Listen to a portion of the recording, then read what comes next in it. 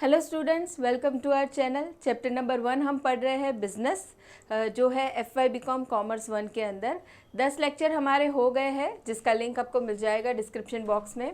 आज हम करने वाले हैं लेक्चर नंबर 11। अब यहाँ पे हमने ऑब्जेक्टिव्स के बारे में जो पढ़ लिया है काफ़ी कुछ, जितने लेक्चर्स हुए उसमें। अब ऑब्जेक्टिव्स में आगे हमें देखना है इकोनॉमिक एंड सोशल ऑब्जेक्टिव्स का reconciliation of economic and social objectives. Objectives को अलग अलग तरह में क्लासिफाई किया गया है। हमने पढ़ा इकोनॉमिक रहते हैं, सोशल, ह्यूमन, नेशनल, ठीक है, अलग अलग तरह के ऑब्जेक्टिव्स होते हैं। अब क्या कहा गया है कि बिजनेस की जब हम बात करें तो पहले कैसा था, बिजनेस सिर्फ प्रॉफिट अर्न करने के लिए ही काम करता था, सिर्फ इकोनॉमिकली ग्रो करने के लिए ही काम करता था। लेकिन अभी आजकल के वर्ल्ड में आजकल कैसा हो गया है, कस्टमर किंग हो गया है मार्केट का, ठीक है। एंड दूसरे भी लोग जो सोसाइटी में बसते हैं, अगर उन लोगों के बारे में बिजनेस ने नहीं ध्यान रखा या रिस्पॉन्सिबिलिटीज़ फुलफ़िल नहीं की, ठीक है, ये दो इकोनॉमिकली भी उसे आगे आना है, सोशली भी जितने ग्रुप्स है सोसाइटी में, कस्टमर है, एम्प्लॉय है, गवर्नमेंट है, इन लोगों का भी ध्यान रखना है। अगर ये दोनों चीज़ों में प्रॉपर बैलेंस नहीं रहा तो बिज़नेस सर्वाइव नहीं कर सकता मार्केट में। खाली प्रॉफिट करते जाएगा या ग्रोथ कर रहा है, नई नई ब्रांचेस ओपन कर रहा है, एक्सपांशन कर रहा है, लेकिन वो सोसाइटी के बारे में नहीं सोच रहा है। मान लो पोल्यूशन फैला रहा है, रिसोर्सेज वेस्टेज कर रहा है, एम्प्लॉयज़ का ध्यान नहीं दे रहा है, ठीक है, लोगों के वेलफेयर के लिए कुछ नहीं कर रहा है बिज़नेस, तो भी नहीं चलेगा। या तो फिर हम कहें कि सोसाइटी का बराबर से ध्यान रख रहा है, कस्टमर को जैसे चाहिए गुड्स प्रोवाइड कर रहा है, लेकिन बिजनेस खुद प्रॉफिट के बारे में नहीं सोच रहा है, लॉस कर रहा है, तो ये भी नहीं चलेगा। क्या करना पड़ेगा बिजनेस ने, इकोनॉमिकली एंड सोशली दोनों ही ऑब्जेक्टिव्स को साथ में फुलफिल करना है। सोसाइटी का भी ध्यान रखना है एंड बिजनेस ने खुद को भी प्रॉफिट करके ग्रो करना है, एक्सपांड करना है। चलिए, तो अभी हम पढ़ेंगे reconciliation of economic and social objectives के बारे में। Now business is a part of society and therefore it has to meet its obligations along with its economic objectives. Economic objective तो पूरा करना ही है, उसके बिना तो बिजनेस सर्वाइव नहीं कर पाएगा। अगर बिजनेस लॉस कर रहा है तो नहीं टिक पाएगा इन लॉन्ग रन। लेकिन उसी के साथ क्या करना है, ऑब्लिगेशन भी उसने पूरे करने हैं। ऑब्लिगेशन मतलब रिस्पॉन्सिबिलिटीज़ पूरी करनी है towards society. Now it has to balance economic and social objectives in order to satisfy the various parties, groups, that is customers, employees, shareholders, government, suppliers, competitors and society। ये सारे ही interest group है या हम कहेंगे stake holders हैं, जिनका business ने ध्यान रखना है, जो है consumers, employ, shareholder, government, suppliers, competitors and society. खाली इकोनॉमिक ऑब्जेक्टिव अचीव करे तो नहीं चलेगा। Now the economic and social objectives can be reconciled as follows. अभी इन दोनों ही ऑब्जेक्टिव्स को हम एक साथ पढ़ेंगे, रिकनसाइल करेंगे। सबसे पहला आता है प्रॉफिट एंड प्राइस। अब बिजनेस क्या करता है, जो भी गुड्स सेल करता है या सर्विसेज देता है, उसके अगेंस्ट वो कुछ कंसीडरेशन लेता है, ठीक है, उसे हम कहेंगे प्राइस। अब ये कंसीडरेशन कैसा होना चाहिए, प्राइस कैसी होनी चाहिए, फेयर प्राइस होनी चाहिए जो कस्टमर से चार्ज हो रही है, ठीक है। बहुत ज़्यादा हाई प्राइस होगी तो बिजनेस शॉर्ट टर्म के लिए प्रॉफिट तो अर्न कर लेगा, लेकिन वो कस्टमर्स खो देगा। एंड दूसरा, अगर लो प्राइस है तो कस्टमर तो भले ही टिक जाएंगे बिजनेस में, लेकिन बिजनेस खुद लॉस कर देगा, आगे नहीं आ पाएगा, ग्रो नहीं कर पाएगा। इसलिए बिजनेस ने क्या करना है, प्रॉफिट तो अर्न करना ही है, लेकिन प्राइस का भी ध्यान रखना है कि वो किस प्राइस पे गुड्स या सर्विसेज को सेल करेगा। Now a business firm should not am only eight making profits. Profits should not be earned by charging unreasonable, especially in case of medicines and mass consumption products। Unreasonable price charge नहीं करना चाहिए business ने। Specially कहाँ कहा गया है, उन लोगों ने मेडिसिन कहा है and mass consumption product. Medicines भी ऐसी चीज़ है जिसके लिए कस्टमर को, पेशेंट को रिक्वायरमेंट होती है, इसीलिए कस्टमर जो भी प्राइस हो पे करने के लिए रेडी हो जाता है। तो वहाँ पे भी अनरीज़नेबल प्राइस चार्ज नहीं होना चाहिए। दूसरा, मास कंजम्पशन प्रोडक्ट, ऐसे कंजम्पशन प्रोडक्ट जो बहुत लार्ज क्वांटिटी में सेल होते हैं। कोई भी प्रोडक्ट ले लो, जैसे हम कहेंगे बुक है, पेन है, फूड आइटम्स है, कपड़े है, ठीक है, ऐसी रोज़ बरोज़ की चीज़ें बहुत ज़्यादा क्वांटिटी में बाइंग एंड सेलिंग हो रही है या कंजम्पशन हो रही है, तो ऐसी चीज़ों में ज़्यादा प्राइस चार्ज नहीं करना है बिजनेस ने।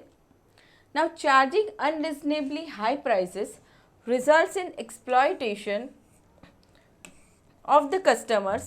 Therefore, one of the ways to reconcile economic objectives with social objectives is to strike a balance between right prices, that is economic objectives, with customer interest, that is social objective. दोनों ही चीज़ों में business ने क्या करना है, balance करना है। Price कैसे चार्ज करनी होगी, राइट प्राइस, ताकि वो खुद भी प्रॉफिट करे, उसका इकोनॉमिक ऑब्जेक्टिव अर्न हो जाए। दूसरा, कस्टमर का भी ध्यान रखा जाए, ठीक है, कस्टमर भी एक्सप्लॉइट ना हो, ये चीज़ भी ध्यान रखनी है। उससे क्या होगा, सोशल ऑब्जेक्टिव भी अचीव हो जाएगा। तो ये बात हो गई फर्स्ट, हमने प्राइस एंड प्रॉफिट के बीच में रिकन्सिलिएशन देखा। नाउ नेक्स्ट हम देखेंगे profit and research and development. चलिए, प्रॉफिट और रिसर्च एंड डेवलपमेंट, R&D के बारे में बात करेंगे हम।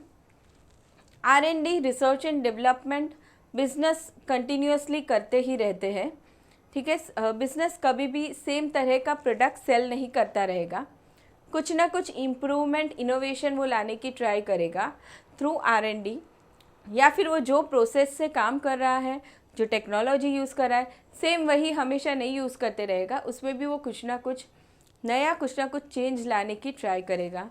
अब जैसे जैसे ये नए प्रोडक्ट्स आते जाएंगे, थ्रू R&D इनोवेशन होता जाएगा, वैसे वैसे कंपनी भी प्रॉफिट अर्न करती जाती है, क्योंकि प्रोडक्ट ज़्यादा सेल होते जाते हैं, ठीक है। तो कंपनी अगर R&D के लिए कुछ पैसे दे रही है, R&D कर रही है बिजनेस में, तो बहुत अच्छी बात है। उससे क्या होता है, कंपनी खुद भी ज़्यादा प्रॉफिट अर्न कर सकती है। Now a firm needs to earn profit, a part of the firm's revenue needs to be invested in R&D. Investment in R&D leads to certain benefits. Company ने क्या करना है, उसके रेवेन्यू का, रेवेन्यू मतलब जो भी इनकम हो रही है बिजनेस की, उसका कुछ पार्ट उसने R&D के लिए भी देना चाहिए, रिसर्च एंड डेवलपमेंट के लिए भी देना चाहिए। मोस्टली बड़े बड़े बिजनेसेस ऐसा करते हैं, वहाँ पे तो R&D डिपार्टमेंट ही सेपरेट रहता है, जो कंटिन्यूअस प्रोडक्ट या सर्विस पे या प्रोसेस पे इनोवेशन करते रहता है, R&D करते रहता है। अभी R&D करने के कुछ फ़ायदे हैं। सबसे पहला क्या है, इम्प्रूवमेंट इन क्वालिटी, प्रोडक्ट की क्वालिटी इम्प्रूव होगी, या फिर जो सर्विस दी जा रही है उसकी क्वालिटी इम्प्रूव होगी। दूसरा, reduction in cost, quality improve करने के साथ साथ वहाँ पे कॉस्ट भी हम रिड्यूस कर सकते हैं, प्रोडक्ट बनाने की कॉस्ट, या फिर हमने हमारे प्रोसेस में कुछ R&D किया है, इनोवेशन किया है, तो हम वहाँ पे भी हमारी कॉस्ट कुछ हद तक कम कर सकते हैं। ये दो फायदे हैं R&D करने के। Now improvement in quality and reduction in cost would enable a firm to market quality goods at lower prices. देखिए, एक तो क्या हो रहा है, इम्प्रूवमेंट एंड इन क्वालिटी, मतलब हम कस्टमर को अच्छा प्रोडक्ट या क्वालिटी प्रोडक्ट दे पा रहे हैं, अच्छी सर्विस दे पा रहे हैं। एंड दूसरा, हमारी कॉस्ट कम हो गई है, उसकी वजह से हम जो प्राइस चार्ज कर रहे हैं कस्टमर से, वो हम थोड़ा कम चार्ज कर सकते हैं।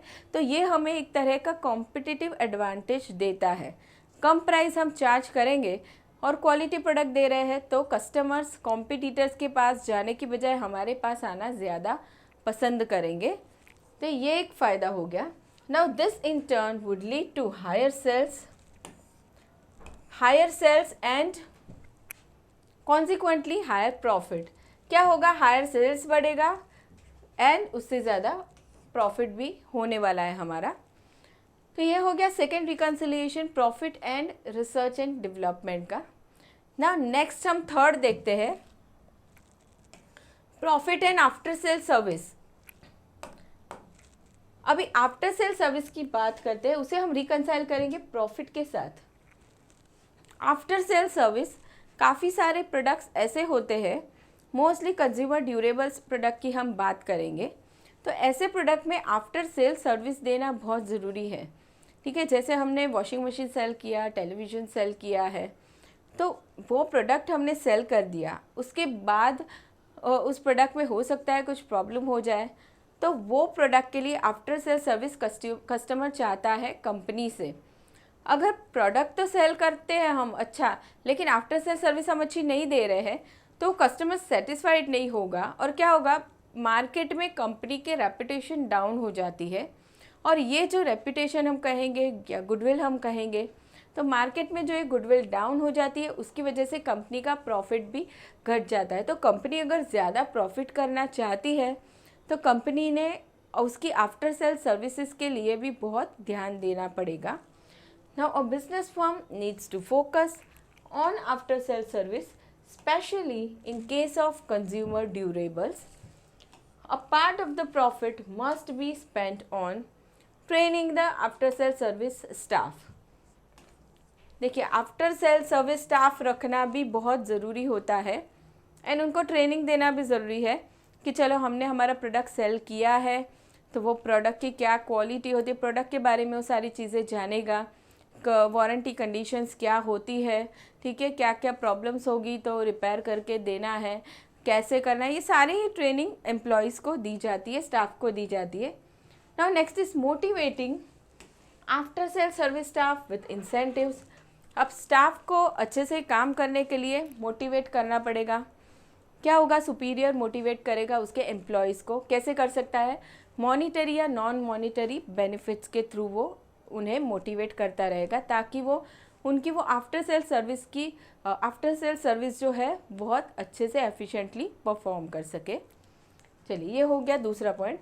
Now also additional after sale service staff may be appointed to provide better service to the customers.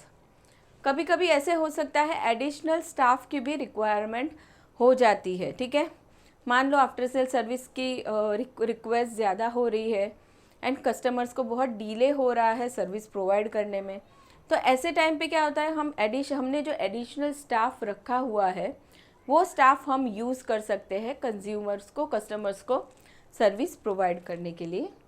चलिए, तो ये हो गया third reconciliation, profit and after sale service. अगर कंपनी ज़्यादा प्रॉफिट अर्न करना चाहती है, तो उसने आफ्टर सेल सर्विस भी बहुत अच्छा प्रोवाइड करना होगा। अभी नेक्स्ट हम देखेंगे profit and employees welfare. Employees welfare, employ हमारे ऑर्गेनाइजेशन के अंदर ही बिलोंग करते हैं। ठीक है, कंज्यूमर्स, गवर्नमेंट, ये सारे बिज़नेस के बाहर के होते हैं, लेकिन एम्प्लॉयज़ तो हमारे बिज़नेस के अंदर के ही है। ठीक है, वो कैसा काम कर रहे हैं, कैसा आउटपुट दे रहे हैं, क्या क्वालिटी है एम्प्लॉयज़ की, उसके ऊपर ही डिपेंड करता है कि बिज़नेस सक्सेसफुल होगा या नहीं होगा। अब जो एम्प्लॉयज़ काम कर रहे हैं बिज़नेस में, अगर उनसे एफिशिएंटली काम करवाना है, आउटपुट अच्छा लेना है, तो क्या करना होगा बिज़नेस ने, एक तो अच्छा रेम्यूनरेशन देना होगा। ठीक है, सैलरी हम दे रहे हैं, बोनस, कमीशन, ये सारी चीज़ें फेयर होनी चाहिए, प्रॉपर टाइम पे उन्हें मिलनी चाहिए। नेक्स्ट इज़ वर्किंग कंडीशंस अच्छी होनी चाहिए, जहाँ पे एम्प्लॉय काम कर रहा है वहाँ की वर्किंग कंडीशंस, वो सिटिंग अरेंजमेंट्स हम कहेंगे, इक्विपमेंट जो वो यूज़ कर रहा है वो अच्छे होने चाहिए, लाइटिंग फैसिलिटी, सैनिटेशन, वेंटिलेशन, ये सारी फैसिलिटी प्रॉपर होनी चाहिए। एंड दूसरा हम क्या कर सकते हैं, और भी मॉनिटरी या नॉन मॉनिटरी इंसेंटिव्स हम दे सकते हैं उन्हें मोटिवेट करने के लिए, और वेलफेयर एक्टिविटीज़ भी हम कर सकते हैं, जैसे हमने मेडिकल फैसिलिटी दे दिया, एजुकेशनल फैसिलिटी दे दिया, ये काफ़ी सारी चीज़ें दे के हम वेलफेयर एक्टिविटीज़ भी कर सकते हैं एम्प्लॉयज़ के लिए। तो क्या होगा, अगर एम्प्लॉयज़ एफिशिएंटली काम करेगा तो ऑटोमेटिकली कंपनी का प्रॉफिट बढ़ने वाला है। Now, committed and dedicated workforce is required to improve efficiency and productivity of the organization. Now therefore a firm needs to spend a part of its revenue on employees welfare. Business क्या करेगा? Salary या wages या bonus commission तो दे ही रहा है employ को, लेकिन उसने और क्या करना है, उसके प्रॉफिट का कुछ पार्ट यूज़ करना है एम्प्लॉयज़ के वेलफेयर के लिए। अब उससे क्या होने वाला है, बिजनेस ज़्यादा से ज़्यादा प्रॉफिट अर्न करेगा। एंड दूसरा उन लोगों ने कुछ पॉइंट्स बताए हैं एम्प्लॉय वेलफेयर के लिए। Improvement in working conditions, working conditions को इम्प्रूव करना होगा। Next is better welfare facilities such is canteen, rest room etcetera, ये सारी फैसिलिटीज़ हम दे सकते हैं। Next, increase in wages and salaries, wages and salaries में हम क्या करेंगे, रेगुलर टाइम पे इंक्रीमेंट करते रहेंगे। ये सारी चीज़ें हैं एम्प्लॉयज़ वेलफेयर के बारे में। ना next is profit and taxes. अब जो कंपनी या बिजनेस प्रॉफिट करता है, अब यहाँ पे बात आने वाली है गवर्नमेंट की, ठीक है। टैक्स हम देंगे गवर्नमेंट को, हम जो भी प्रोडक्ट बना रहे हैं, सर्विस दे रहे हैं, वो जब सेल होगी तो उस पर काफ़ी सारे टैक्सेस, ड्यूटीज़ लगेगी जो भरना होगा। या एंड दूसरा, बिजनेस जो प्रॉफिट कर रहा है खुद, उस पर भी टैक्स देने होंगे गवर्नमेंट को। तो बिजनेस ने क्या करना है, जो भी प्रॉफिट वो अर्न कर रहा है वो एक्यूरेट करेक्टली डिस्क्लोज करना होगा गवर्नमेंट को, एंड टैक्सेस पे करने पड़ेंगे प्रॉपरली, ठीक है। इससे भी क्या होता है, मार्केट में इमेज बढ़ती है कंपनी की। Now a business firm should provide true picture of its profit, it should pay properly its taxes and duties to the government authorities. As far as possible, business firm should not indulge in manipulating the profit so as to avoid payment of taxes and duties. कभी कभी क्या होता है, businesses क्या करते हैं, tax को घटाने के लिए प्रॉफिट को मैनिपुलेट करते हैं। मैनिपुलेट मतलब कुछ चीज़ें डिस्क्लोज नहीं करते या गलत डिस्क्लोज करते हैं, उसकी वजह से क्या होता है, प्रॉफिट कम दिखाया जाता है ताकि टैक्स कम भरना पड़े। तो क्या करना है कंपनीज़ ने, ये सारी ही चीज़ें अवॉइड करनी है जो गलत है। जो सही प्रॉफिट है वो दिखाना है, डिस्क्लोज करना है, एंड टैक्सेस प्रॉपरली भर देने हैं। तो ये हो गया हमारा फिफ्थ, प्रॉफिट एंड टैक्सेस के बारे में। Now next one is profit and share holders interest. अभी शेयर होल्डर्स कौन हो जाएंगे, जो बिजनेस में कैपिटल दे रहे हैं, ओनर्स है बिजनेस के, ठीक है। तो ये तो सबसे मेन हम कह सकते हैं स्टेक होल्डर है, क्योंकि ये कंपनी को फंड प्रोवाइड कर रहे हैं। तो अब शेयर होल्डर के बारे में भी सोचना पड़ेगा, ठीक है। रेगुलरली उनको डिविडेंड देना पड़ेगा। बिजनेस से हमेशा ट्राई करना पड़ेगा कि वो ज़्यादा से ज़्यादा प्रॉफिट अर्न करें, शेयर होल्डर को अच्छा डिविडेंड मिले, वेल्थ क्रिएशन हो उनके लिए, रेगुलर टाइम पे उन्हें इंफॉर्मेशन डिस्क्लोज की जाए। चलिए, अब business firm should provide a fair return to the shareholders in form of dividend, bonus share etc. क्या करना है, फेयर रिटर्न देना है। फेयर मतलब जो मिलना चाहिए शेयर होल्डर को वो करेक्ट रिटर्न उन्हें देना है in the form of dividend. Dividend भी हो सकता है या फिर हम बोनस शेयर भी अलॉट कर सकते हैं। As far as possible the top management should avoid manipulating the profit for their own interest. The interest of the shareholders must be considered in distribution of profit. देखिए, यहाँ पे भी profit को manipulate किया जा सकता है ताकि शेयर होल्डर को डिविडेंड कम पे करना पड़े, प्रॉफिट कम दिखाया जाता है, तो ये भी गलत हो गया। जैसे हम गवर्नमेंट को करेक्ट दिखाएंगे वैसे शेयर होल्डर्स को भी करेक्ट इन्फॉर्मेशन देनी पड़ेगी। चलिए, now next is profit and social development. Social development, अब सोशल डेवलपमेंट में हम बात करेंगे सोसाइटी के वेलफेयर की। सोसाइटी में जो लोग बसते हैं उनके वेलफेयर के लिए भी कंपनीज़ ने कुछ चीज़ें करनी चाहिए। अब मोस्टली जो बड़े बड़े बिजनेसेस हैं वो सोशल डेवलपमेंट के लिए काम करते हैं, डोनेशन देते हैं या फिर वो खुद स्कूल्स या यहाँ पे दिया है स्कूल्स बनवाते हैं, कॉलेजेस में डोनेशन देते हैं। ये सारी चीज़ें बड़े बड़े बिजनेसेस करते हैं सोसाइटी के डेवलपमेंट के लिए, उनका स्टैंडर्ड ऑफ लिविंग बढ़ाने के लिए। Now a part of profit must be utilise for social development activities like donation to schools, colleges, trust, etc. Business firm also make contributions to government at the time of floods, famines, etc. and for such other social activities. अब businesses यहाँ पे जो कर रहे हैं वो directly donation दे रहे हैं, indirectly भी सोसाइटी को वो हेल्प कर सकते हैं. कैसे करते हैं?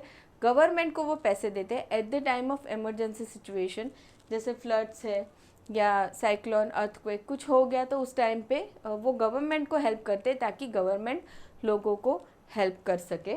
तो ये सारी चीज़ें हो जाती है सोशल डेवलपमेंट के लिए.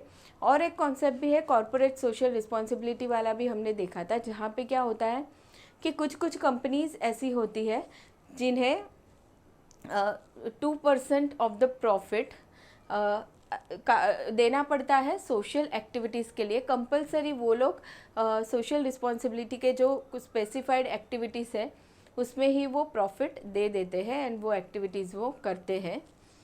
नाउ अभी ये बात हो गई प्रॉफिट एंड सोशल डेवलपमेंट की. Now next is business expansion and social interest. चलिए बिजनेस एक्सपांशन की बात करें. बिजनेस जब स्टार्ट होगा तो वो हमेशा ही ये चाहेगा कि वो ग्रो करता रहे. ठीक है, कोई भी पर्सन है, मान लो उसने एक बिज़नेस स्टार्ट किया तो वो सोचेगा कि चलो अभी मेरा बिज़नेस बढ़े, धीरे पहले स्टेबल हो जाए फिर बढ़े, एक ब्रांच है तो और ब्रांचेस ओपन हो, या फिर उसका मार्केट शेयर बढ़े, या तो फिर हम एक प्रोडक्ट सेल कर रहे हैं तो हम दूसरा भी प्रोडक्ट सेल करना चाहे, ट्राई करें. ठीक है, हमेशा ही बिज़नेस ट्राई करेंगे कि वो ग्रो करें एंड एक्सपांड करें. लेकिन इसी के साथ साथ बिज़नेस ने क्या ध्यान रखना है? सोशल इंटरेस्ट का ध्यान रखना है, सोसाइटी के इंटरेस्ट का ध्यान रखना है. ऐसा नहीं कि वो खुद ही प्रॉफिट करता जा रहा है और एक्सपांड करता जा रहा है, सोसाइटी के बारे में नहीं सोच रहा है, ऐसे नहीं होगा. A firm may expand its business activities. Business expansion should not be undertaken only to make profit but also in the interest of the society, such as employment generation, better customer service, etc. ये सारी चीज़ें भी ध्यान रखनी होंगी business ने कि employment generation भी वो करे, बेटर कस्टमर सर्विस दे, कस्टमर को अच्छा प्रोडक्ट दे, अच्छी सर्विस दे, क्वालिटी सर्विस प्रोवाइड करे, रीजनेबल प्राइस पे दे, आफ्टर सेल सर्विस अच्छी दे. ये सारी चीज़ें भी ध्यान में रखनी होगी बिजनेसिस ने. The health aspect of the society must be considered in setting up of industries. Business firms need to undertake pollution control measures. देखिए ये चीज़ें भी ध्यान रखनी होगी बिजनेसेस ने कि वो एनवायरनमेंट के रिसोर्सेज को वेस्ट ना करें, पॉल्यूशन कंट्रोल में रखे, ज़्यादा पॉल्यूशन ना फैलाए. Wherever possible, business firms must come up with eco-friendly green products. ऐसे प्रोडक्ट बनाने चाहिए जो इको फ्रेंडली हो, जो सोसाइटी को ज़्यादा नुकसान ना करते हो. एंड दूसरा, काफ़ी सारे प्रोडक्ट्स ऐसे होते हैं जो जैसे मेडिसिन्स है, फूड प्रोडक्ट है, इलेक्ट्रॉनिक प्रोडक्ट है, बेबी प्रोडक्ट हम कहेंगे, ये सारे प्रोडक्ट्स भी ऐसे बनाने चाहिए जो कंज्यूमर के लिए सेफ़ हो, उसकी हेल्थ को कोई नुकसान ना पहुंचाए, वैसे प्रोडक्ट बनने चाहिए. तो ये हो गया business expansion and social interest. Now next is business expansion and competition. देखिए कंपटीशन मार्केट में रहेगा हमेशा. स्मॉल बिजनेस हो तो भी उसके लिए कंपटीशन होगा. लोकली हम शॉप्स देखते हैं, कोई भी शॉप ले लो, कपड़े की शॉप है या ज्वेलरी है या कोई भी शॉप है, तो कंपटीशन तो वहाँ पे रहेगा. बड़े बड़े बिजनेसेस से तो भी रहने वाला है. ठीक है, तो जब बिजनेस खुद को एक्सपांड करने की ट्राई कर रहा है तो उसने ट्राई करना है जो कंपटीशन है वो भी हेल्दी कंपटीशन मेंटेन रहे. ठीक है, कोई भी गलत चीज़ें वहाँ पे या गलत टेक्निक यूज़ नहीं करना है उस कंपटीशन में आगे आने के लिए. Now business firm may expand its activities. Expansion of business is possible through promotion activities like advertising, sales promotion, etcetera. A business firm should not adopt negative tactics such as unfair brand comparisons, duplication of competitors' product, etc. to malign the name of competitor. Business ने कोई भी negative tactic use नहीं करना है, मतलब competitor का नाम खराब करने के लिए कोई गलत एक्टिविटी की, ऐसा नहीं करना है. खुद के बिजनेस को वो प्रमोट कर सकता है, एडवर्टाइजिंग करेगा, सेल्स प्रमोशन करेगा, कस्टमर को ऑफ़र दे सकता है, कम प्राइस चार्ज करेगा, ये सारी चीज़ें वो कर सकता है खुद को आगे आने के लिए, कंपटीशन में सरवाइव करने के लिए। लेकिन किसी और को नुकसान हो वैसी नेगेटिव टेक्निक्स कुछ भी यूज़ नहीं होनी चाहिए। Now in other words, a business firm should adopt healthy competitive practices. Healthy competition हमेशा मेंटेन रखना है। उससे क्या होगा, बिजनेस खुद भी ग्रो करेगा एंड कस्टमर के लिए भी फ़ायदा देगा अगर हेल्दी कंपटीशन है मार्केट में तो, क्योंकि कस्टमर को भी अच्छे से अच्छे प्रोडक्ट मिलते जाएंगे और रिजनेबल प्राइस पे मिलते जाएंगे। तो ये सबसे बड़ा फ़ायदा कस्टमर का यहाँ पे हो जाता है। तो ये था 9th point, business expansion and competition. Now next one is business expansion and suppliers. देखिए, सप्लायर्स बहुत इम्पॉर्टेंट होते हैं बिजनेस के लिए। बिजनेस जो भी प्रोडक्ट मैन्युफैक्चर कर रहा है या सर्विस दे रहा है, तो सप्लायर क्या करते हैं, उसके लिए रॉ मटेरियल्स प्रोवाइड करते हैं या फिर इक्विपमेंट्स देते हैं, ठीक है, राइट टाइम पे अवेलेबल करके देते हैं, राइट प्लेस पे अवेलेबल करते हैं, तभी जाके प्रोडक्ट या सर्विस हम दे पाते हैं कस्टमर को। तो ये सप्लायर की तरफ भी बिजनेस ने क्या ध्यान रखना है कि वो सारी रिस्पॉन्सिबिलिटी बराबर से फुलफ़िल कर दे, कोई गलत तरीके से सप्लायर को एक्सप्लॉइट नहीं करना है। Now business expansion and supplier. A firm needs to support of supplier for its business expansion plans. It should not try to exploit the supplier. There are good number of cases where large business firms exploit supplier by delaying payments, demanding unreasonable higher discounts, etc. देखिए, इन सारी चीज़ों की वजह से क्या होता है, supplier का नुकसान हो जाता है, ठीक है। पेमेंट डिले कर देना, बल्क में अगर प्रोडक्ट लिया है, ख़रीदा है, ठीक है, और सामने जो पेमेंट देना है जिस डेट पे वहाँ डिले हो गया तो सप्लायर फंस जाएगा। दूसरा क्या होगा, हम सप्लायर से हायर डिस्काउंट मांगते हैं कि बल्क में हमने लिया है तो हमें बहुत ज़्यादा डिस्काउंट आप दे दो, उससे भी सप्लायर का नुकसान हो जाता है, वो बेचारा प्रॉफिट नहीं कर पाता है। तो सप्लायर को एक्सप्लॉयटेशन ना हो, वो बहुत ध्यान रखना है बिजनेस ने। तो ये हमने यहाँ पे रिकन्सिलिएशन पॉइंट देख लिए। फिर हम आगे पढ़ने वाले हैं distinguish between economic and social objectives, लेकिन उसे हम करेंगे नेक्स्ट लेक्चर में स्टूडेंट्स। अगर कोई क्वेश्चन हो तो आप बता सकते हैं कमेंट सेक्शन में, एंड वीडियो पसंद आया तो प्लीज़ लाइक ज़रूर कर देना। Thank you so much everyone.